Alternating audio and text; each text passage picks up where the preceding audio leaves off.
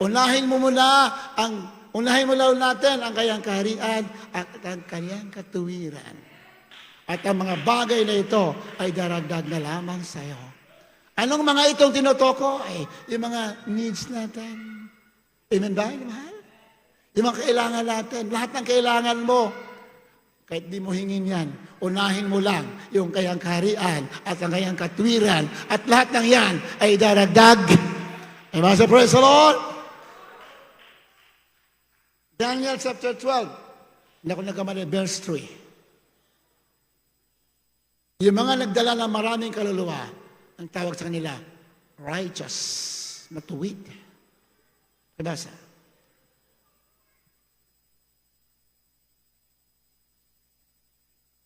Daniel 12:3.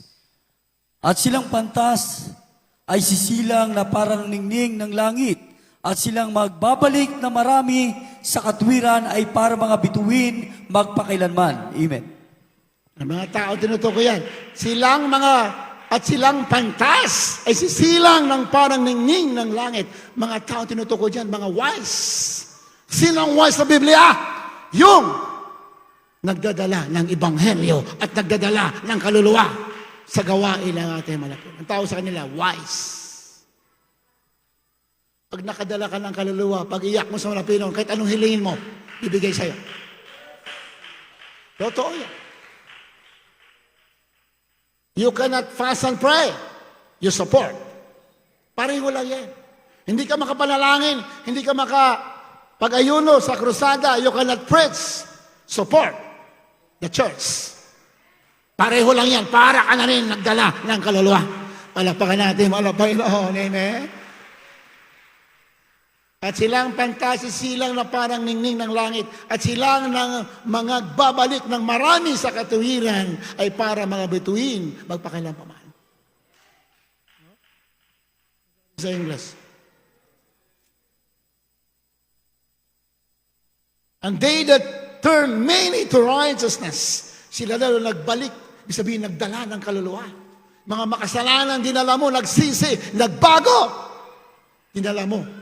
Nakarating sa gawain. Ano sa Biblia? Naging matuwid. Para kang bituin. Matindi ang iyong kabanalan, iyong katuwiran. Dadagdagan iyong kabanalan, iyong katuwiran. Maging katulad ka ng bituin, magpakailanman. Ibig sabihin, wala kang katapusan sa piling. Tayo lahat sa piling ng ating malapit. Matindi ang reward. Hindi basta-basta ang reward. Sa mga taong nagmamahal sa pagpapalaganap ng ebanghelyo ng ating mahal na Panginoon. Praise the Lord.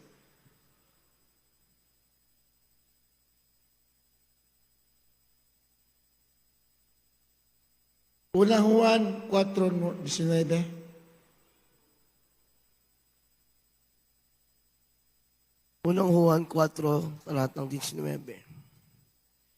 Tayo'y nagsiisi-ibig sapagkat siya'y unang umibig sa atin.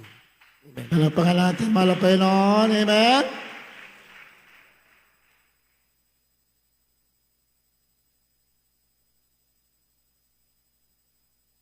We love Him because He first loved us. Tayo nagsisiibig sapagkat siya ay unang umibig sa atin. Sino bang unang umibig sa atin? Walang iba ang ating mahal na Panginoon. Hindi basta-basta pag-ibig niya sa atin. Extreme. Our Lord is an extreme lover of the people of the world. Extreme lover. Hindi basta-basta. Bino mo yung kaya marangyang kalagayan sa langit, iniwanan niya. Para lamang duraan, para lamang kurunahan ng tinik, para lamang latiguhin, para sugatan at para patayin. Extreme lover. Kaya dapat mga Christians, you are also an extreme lover of our Lord. Matindi ang pag-ibig niya sa atin, kaya dapat Hindi basta-basta rin ang isukli natin na pag-ibig sa ating mahal na Panginoon. Sa Biblia, tayo nagsisiibig sapagkat siya ay unang umibig sa atin. Bakit tayo nandito? Bakit tayo nagmamahal sa paglilingkod? Bakit iniibig natin ang Diyos? Bakit siya mismo ang unang umibig sa atin?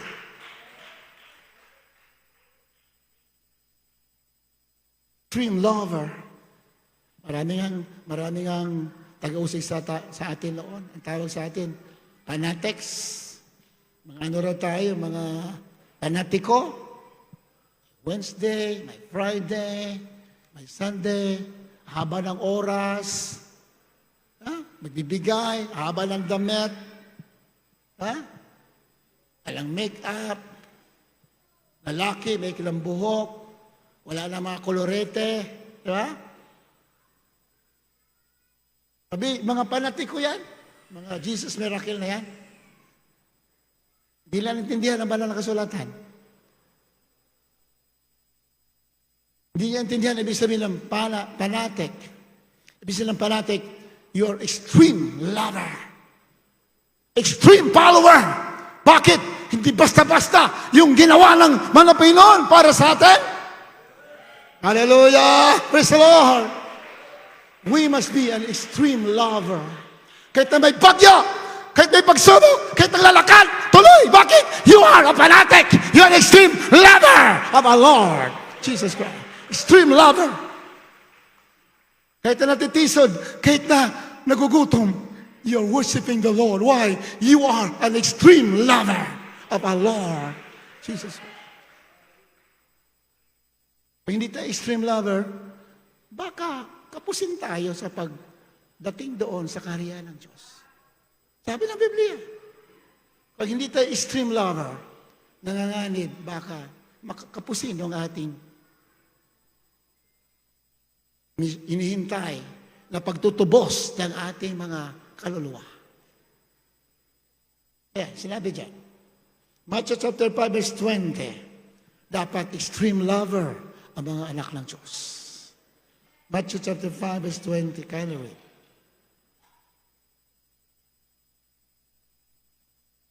Mateo 5:20,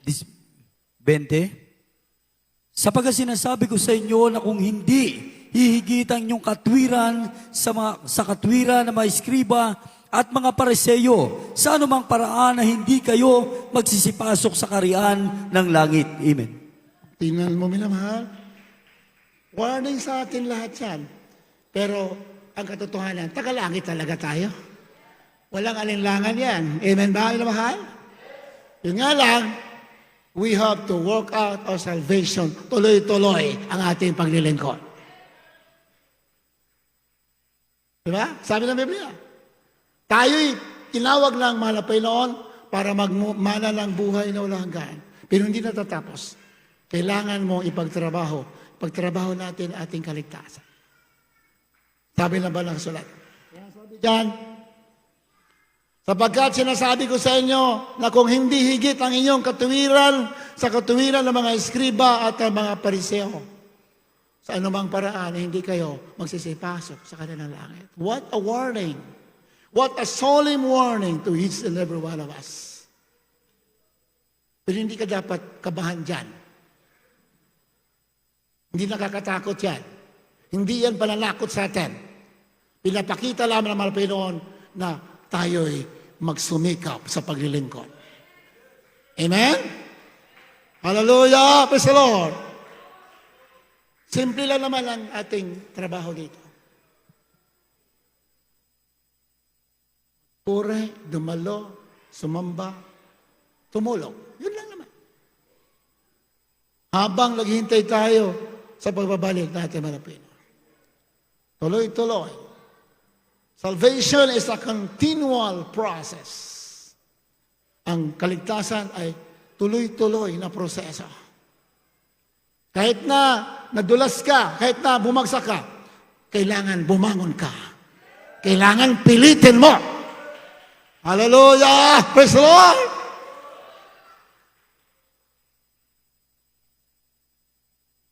Dahil ang ating katawan ay katawan lamang yan. Kahit masira yan, Pero papalitan yan ng Diyos ng katawang walang pagkasira. Hallelujah! Praise the Lord! Kaya nga, extreme. Iba hindi maintindihan eh. Katindi naman ng paglilingkod ninyo. Grabe, hindi. Ayuno kayo, nabibigay pa kayo 3 times a week. Ayan. Tindi ang kabanalan. Hindi lang tindihan na ang paglilingkod sa Panginoon, we must be an extreme follower of our Lord Jesus Christ. Dahil ang kanyang ginawa sa atin ay extreme, hindi basta-basta. Hallelujah! Praise the Lord! Kailangan natin higitan yung katwiran ng mga eskriba, mga pariseo. Ano yung mga eskriba, mga reliyosong tao yan? Kailangan natin higitan. Amen ba? Naman? Matindi sila mag-observe sa mga dapat nilang gawin. Di ba? Matindi ka lang pag-observe. Detalye talaga kailang pagsunod. Kaya lang, sa lahat out of context ang kanilang pagsunod, ay pinagpala tayo. Dahil pinaintindi sa atin, sa puna natin mga pastor, pinaunawa sa atin ang ating paglilingkod, ang pagsunod. Kaya, higit pa tayo sa kanila. Kahit anong sakripisyo natin, higit pa. Bakit? Nahigitan natin. Kaya dapat natin higitan para tayo. Ayun nga, wala sa katotohanan. Daming sakripisyo. Wala nga kabuluhan. Lalo na sa totoo ka na, hindi sayang ang iyong mga sakripisyo. Amen? Isaiah chapter 50 verse 6.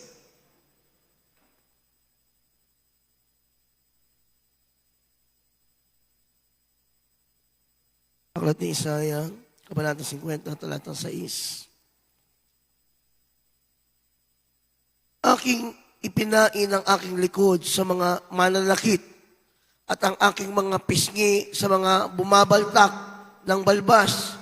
Hindi ko ikinubli ang aking muka sa kahihiyan at sa paglura. Amen. Aking ipinain ang aking likod sa mga mananakit. Sino yan? Ating malapit ni Jesus bilang tao. Talaga nilatigo yung kanyang likod, minamahal. Yung laman, pag yung latigo kasi may pako yan sa dulo, yung mga Roman, yung whip ng latigo ng mga Roman soldiers sa panahon na yan. May matutulis na pako yan doon sa dulo. Ilang talim yan. Daming talim. Pag nilatigo ang ating malapit noon bilang tao, yung laman sumasama. Hindi basta-basta eh. Extreme ang pag-ibig niya sa atin. Aking ipinain ang aking likod sa mga malalaki. At aking mga pisngi sa mga bumabaltak ng balbas.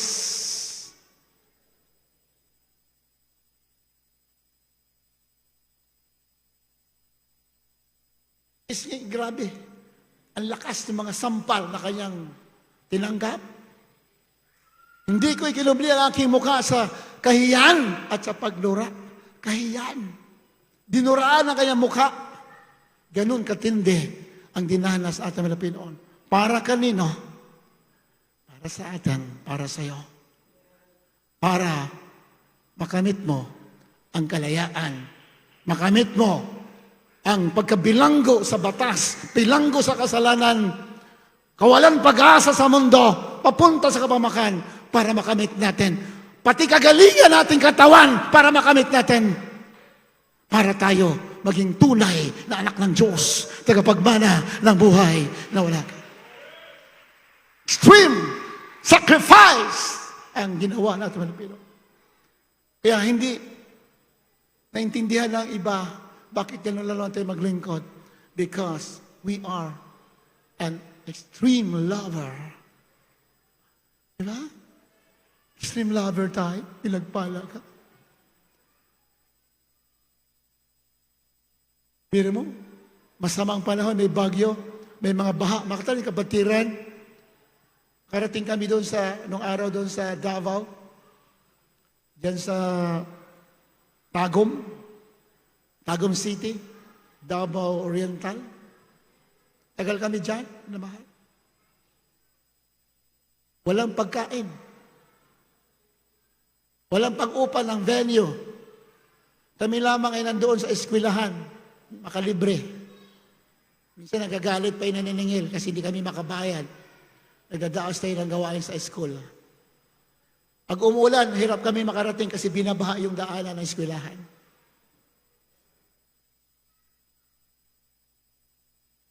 May kapatid na may outrista doon sa bundok na pakalayo, minamahal. Hindi makapasok ang 4 wheels na sasakyan. Ang sinasakyan namin, habal-habal. Kaunting magkamali ka, hulog ka sa putikan. Pero pagdating natin doon, mga kapatid, ang gagaling pa ilang bundok ang tinawid, ilang sapa ang tinawid. Humahawak sa kawayan, pandi anod, para lamang makadalo. Kaya pag nakita namin sila, baliwala yung kahirapan. Hallelujah. Extreme lover. Bakit sila ganyan? Nakita nila na totoo pala ang pagsunod. May gantimpala, may kagalakan, may banal na espiritu ng Diyos na binibigay bilang tatak sa mga tunay na pinili ng ating malapit. At sino yan? Kayo, tayo.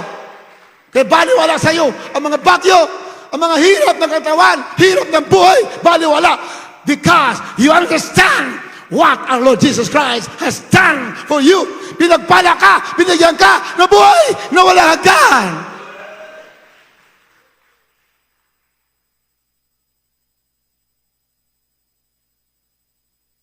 Pagkatapos ng gawain, sabi ng kapatiran natin, pasensya na kayo sa inihanda namin. Puro manok. Dami manok doon eh.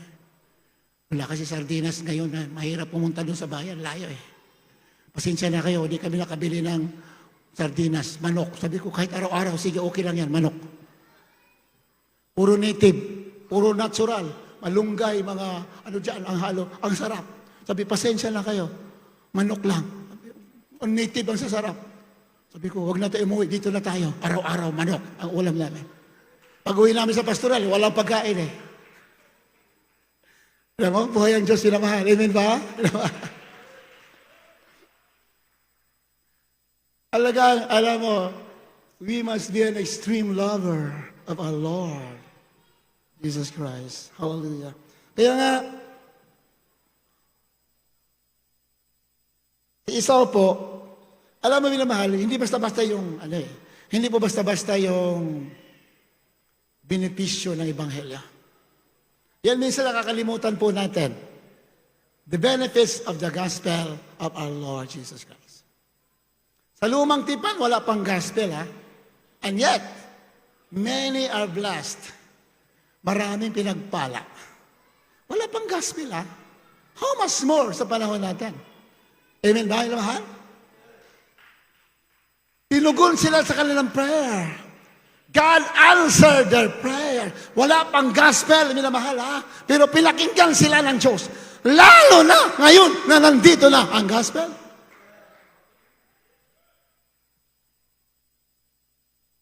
Genesis chapter 27, verse 25. Can I read? Mga singers, siguro prepare na tayo. Minamahal. Genesis 27, kabanatang 25. At kanyang sinabi, ilapit mo sa akin at kakain ako ng usa ng aking anak upang basbasan ka ng aking kaluluwa. At kanyang inilapit sa kanya at kumain siya at siya'y dinalhan niya ng alak at uminom. At sinabi sa kanya ni Isaac na kanyang ama, lumapit ka ngayon at umalik ka sa akin, anak ko. At siya'y lumapit at umalik siya sa kanya at naamoy ng ama ang amoy ng kanyang mga suot. At siya'y pinasbasan na sinasabi, narito, ang amoy ng aking anak ay gaya ng amoy ng isang parang na pinagpala ng Panginoon. At bigyan ka ng Diyos ng hamog ng langit at ng taba ng lupa at ng saga ng trigo at alak at ang mga bayan ay maglilingkod nawa sa iyo at ang mga bansa ay magsisiyukod sa iyo. Maging Panginoon ka nawa ng iyong mga kapatid at magsiyukod sa iyo ang mga anak ng iyong ina. Sumpain nawa ang mga sumusumpa sa iyo at maging mapalad ang mga magpapala sa iyo. At Alam pa natin. Amen. Bless you.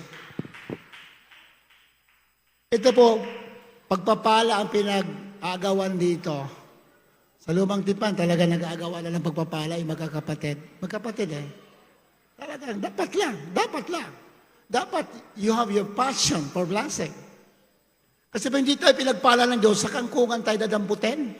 Palapakan natin, palapakan. Amen ba?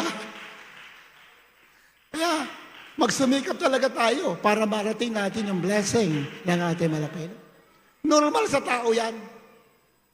Sa lumang tipan niya, pinag-agawan ng pagpapala. Nakamit nila, how much more sa panahon natin? Amen ba, ilang mahal? Hindi ko sinasabi to for us to become materialistic. Let us be realistic. Kailangan mo ng blessing ng Diyos. Kailangan natin yan. Palakpakan natin, malapay na. Amen? Pag hindi tayo pinagpala, ay saan tayo dadamputin?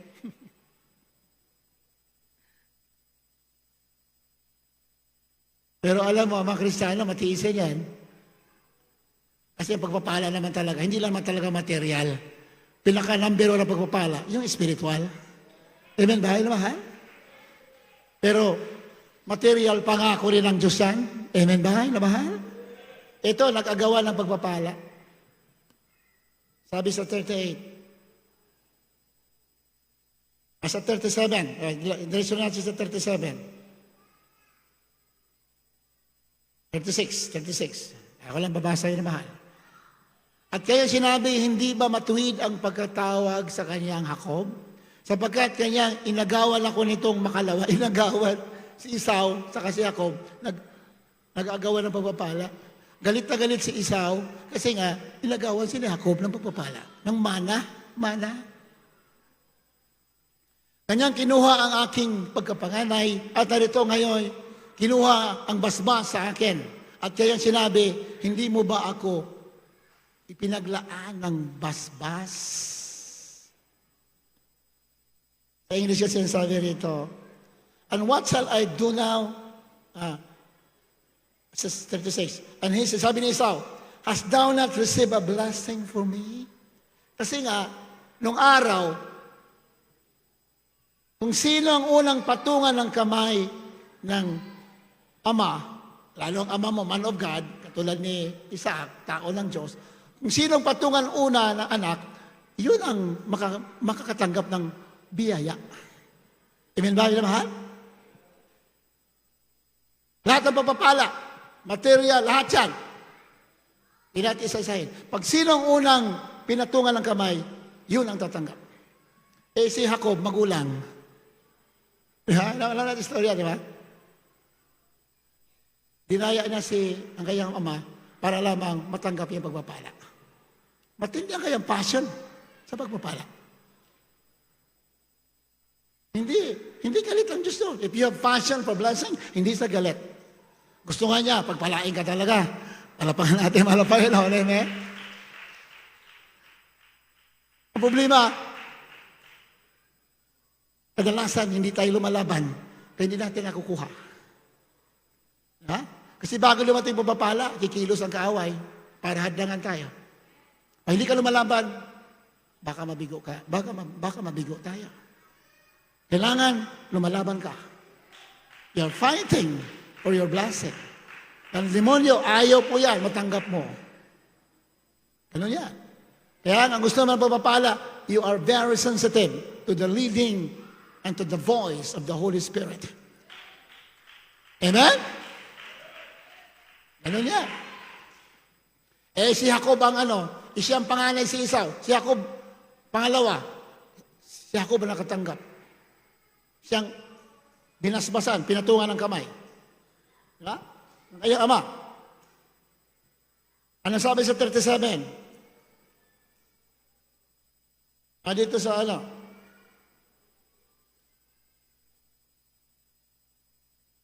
Kaya sa talata na yan. Pagdating ni Esau, yung panganay, binasbasa na si Jacob. Diba? Sabi, wala na akong magagawa. Binigay ko na sa kanya ang pagpapala. Lahat. Material, pagkain, lahat. At sumagot si Isaac, at sinabi kay Esau, narito inilagay ko siyang Panginoon mo, at sa kanya ibinigay kong lingkod ang lahat niyang mga kapatid. Unahan siya eh. Kaya wala na akong magagawa. Binigay ko na sa kanya. Ang lahat niyang mga kapatid, at sa trigo, at sa bagong alak, at sa kinandili ko siya, at sa iyo'y ano nga ang magagawa ko ngayong anak ko. Sabi na ni Isaac, wala na akong magagawa. Binigay ko na sa niya ang pagpapala. Desperado na si Esau. Pero, pag nagpupumilit pa lang tao, kahit sa Old Testament, babasbasa ka pa rin ng ating malapit. 38, wala na magagawa si Isaac. Sabi, wala na akong magagawa. Binigay ko na sa kanya ang magpapapala. Trigo, lahat, alak, lahat ng kayamanan sa kanya na. Wala na akong magagawa sa iyo. Pero sabi ni Esau, at sinabi ni Esau sa kanyang ama, wala ka ba kundi isa lamang basbas? Isa lang magpagpapala mo? Isa lang ba ang blessing mo, ama ko? Isa lang ba? Sa lumang tipan, pag binasbasan ka, yun na yun. Yung susunod, wala na yun. Sa pamilya ang pinag-usapan. Ganyan. Yung ama mo, pag pinatong ang kamay sa'yo, lahat ng blessing na sa'yo na. Yung susunod, wala na. Kasi dalawa lang anak naman sila eh. Diba? Wala ka kundi isa lamang basbas, ama ko. Basbasan mo ako naman, o ama ko. At humiyaw si Esau at umiyak. Kanina sabi ni Isaac, wala na akong magagawa. Binigay ko na. Pero dahil si Esau ay humiyaw at umiyak. Nagpumilit. Palapakan natin, malapakan na. Amen? Anong sabi ni Isaac kay ama? 39. Anong sagot ng ama niya? Supposedly, tapos na. Wala na siya matatanggap. Pero dahil siya'y humiyaw at umiyak. 39. Verse 39. At sumagot si Isaac na kanyang ama at sinabi sa kanya, narito, magiging sadya sa taba ng lupa ang iyong tahanan at sa hamog ng langit mula sa tasira mo, pinagpala pa rin siya ng ating malapaylo. Ayan o. And Isaac answered his father and said unto him, behold, thy dwelling shall be the fatness of the earth. Taba ng lupa. Sinabing taba ng lupa, that is material prosperity. Samantala, wala na kanina, binigay na kay Jacob. Pero dahil sa umiyaw at umiyak. Palakpakan natin, Panginoon. Ibig sabihin, pag nagpupumilit ka, kahit ayaw ng Diyos, ibibigyan ka. Bakit? Nagsusumamo ka. Ganyan sa Biblia. Sabi ating mga pastor, kahit na ayaw na ng Diyos sa'yo, kahit ayaw ng Diyos, itinakwil ka na, kahit ayaw na, pero pilitin mo pa rin dahil ang Diyos, sigurado, mahabag yan. Pag nakita ang luha mo, ang sakripisyo mo, pag nakita yan, magbabago ang kanyang plano. Lalo na sa panahon natin, minamahal. We are in the period of grace, panahon ng biyaya. Sa lumang tipan, hindi panahon ng biyaya. Wala na si Esau. Pero dahil umiyak at umiyaw, ibig sabihin, nakita ng Diyos ang kanyang pagpupumilit. Binigay. Lalo na sa panahon natin. Palakpakan natin, mahal na Panginoon. Pag hindi tinugon ang prayer natin, ibig sabihin, you are not striving for it. Isa lang ang dahilan yan. Takot ka magsakripisyo. Takot ka mawalan. Takot ka mahirapan. Ang patotoo na isang Christian na pinagpala. Ito, narinig ko ang kaya patotoo. Sabi niya, walang-wala ako nung araw. Pero nanalangin ako, sabi niya, isang kwarto mula umaga natapos sa hapon. Wala siyang ginawa, nagpagulong-gulong daw siya para magsumamo sa ating mahal na Panginoon. Walang-wala siya. Lumabas na rin kanyang pawis sa kanyang luha. Tilaway niya, lahat na lumabas. Pero sabi niya, pagkatapos, biglang tinugon ng Diyos ang aking mga kaibigan. Ganun sa Biblia. Gawin mo. Dahil ang Diyos hindi marunong tumanggi. Yun nga lang, may gagawin tayo, minamahal. Gawin mo lahat. Lahat. Gawin mo. Di bali, mawalan ka ng oras sa anumang bagay. Yung hiningi mo, isang araw yan. Tutugunin yan. Mag-google ka lang. Humiyaw ka, magpuri ka. Lamahan. Hindi makuha lang 2 oras, gawin mo 3 oras. Hindi makuha lang, gawin mo 5 oras. Huwag kang tumigil. Isang araw. Pagdating ng yung tamang oras yan, pag narating mo na, nakarating na sa throne ng biyaya ang prayer mo, biglang ipaparamdam sa'yo ng Diyos. Anak, tinugon ko na ang prayer. Ganyan po sa Biblia. Ganyan na ganyan. Pag hindi kami nagpala, ibig sabihin, hindi ka, takot ka maghirap. Takot ka magtiis, minamahal. Kaya pag sinabi, mga kapatid, may gawain tayo. Kahit bumabagyo yan, kahit may hadlang pa yan, malapit na pupunta ako. Dahil alam mo, yan ang susi para makarating ang mga prayer mo sa malapit. Lord, kailangan ko to. Bakit ibibigay ito sa krusada? Pero pag naintindihan mo ang salita ng Diyos, kahit kailangan ko to, handa ako magtiis. Dahil pag nakita ng Marapino na nagtitiis ka alang-alang sa Kanya, hindi ka mapapahiya. Walang mapapahiya sa ating malapit. Walang napapahiya. At ayaw ng Diyos magpahiya ng tao. Yung nga lang, may kondisyon. Gawin mo lahat. I-despise mo, kutsain mo, baliwalain mo, kahit ano pa yan, mapag-usig, baliwalain mo lahat yan. Gawin mo lang yung nakalulugod sa Kanya. Sigurado yan, i-bless ka, pagpapalain ka ng ating malapit. Napakaraming beses, every now and then, the Lord is knocking at the door of our hearts. But most of the time, we are just ignoring the voice of the Lord. Maraming beses kinakausap tayo. But, beloved brothers and sisters, do not ignore the voice of God. Hindi po magkamali ang banal na sulatan. Isipin lang natin yung ginawa niya para sa atin. Yung kanyang mukha, hindi niya itinanggi sa mga sampal, sa mga kahiyan, sa mga dinuraan na kaya mukha, hindi niya yan. I did not hid my face to spitting. Ang magdura sa akin, hindi ko yung tinanggi sa ano, Panginoon. Isipin mo lang yan, yung ginawa niya para sa atin. Pero ang gusto na, Panginoon, sabi nga, matindi ang pinakita sa'yo. Dapat matindi rin ang ibalik mo sa ating malapit. Habang tayo mawit, hallelujah.